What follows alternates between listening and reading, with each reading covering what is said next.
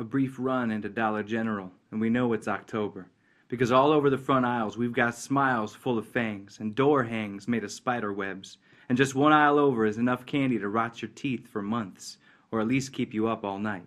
And we'll fight over who's going to dress up as what, and how women's costumes make them look like a princess. And remember that one time when you couldn't find the right color of pants to match the mask, and so you stepped up to the task and fashioned your own costume of a name you'd change every time you were asked. Commercialization of evil, and I agree to some extent. The money spent on plastic smiles and fake blood could feed plenty, but I still see value in this season if we're willing to see past the sugar to the reason. See, as All Hallows Eve recognizes an All Hallows, and for this reason, I share what follows. This one might surprise. You're not here because of you.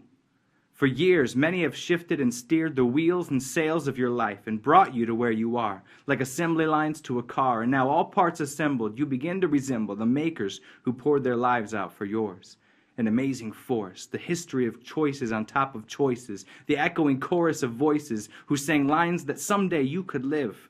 Impossible to give an exhaustive list. Here's a few you shouldn't miss.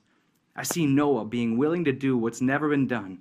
While the world's focused on fun, he listened to God on his throne. I see Abraham stepping out on his own and not knowing how many seeds his seeds have sown. I see Moses with tablets of stone, and even though David was prone to moments of serving self, his life left a wealth of testimony to God's goodness. Daniel and the prophets knew what they were doing as they were issuing a new kingdom launched by the birth, the life, and the death of Christ. The price was paid and the groundwork laid for new creation. Chances are you've got a grandparent who knew every line of those stories like the back of their hand, and they took a stand when the cost of a stand was great, and it wasn't fate that led you to be where you are.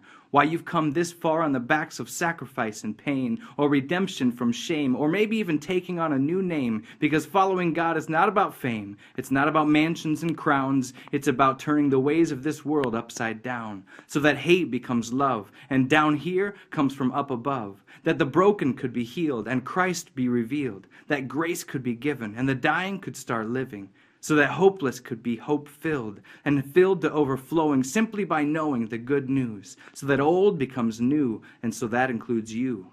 So what should you do? Listen and remember.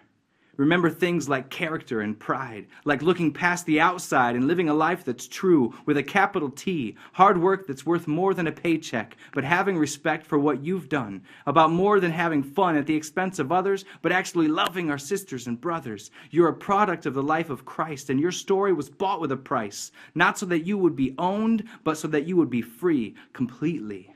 Are you living that way? As we take a day each year to honor those who've come before, we'd be poor to ignore the freedoms they've fought for us to live.